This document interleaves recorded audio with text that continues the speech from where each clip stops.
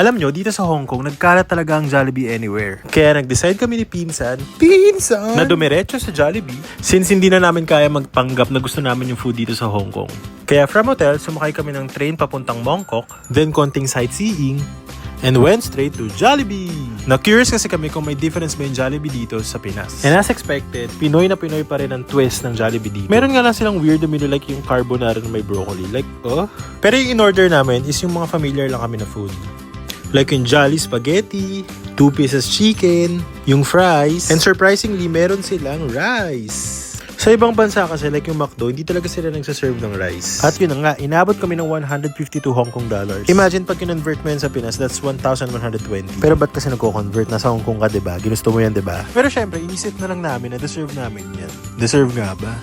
In fairness naman, same yung lasa ng chicken, yung fries, yung spaghetti, yung gravy na ginawa kong sabaw as ugaling Pinoy. The best talaga kapag may rice. Overall, iba pa rin talaga ang Jollibee. Binabalik niya pa rin yung feeling na parang nasa Pilipinas ka. Jollibee, beke naman.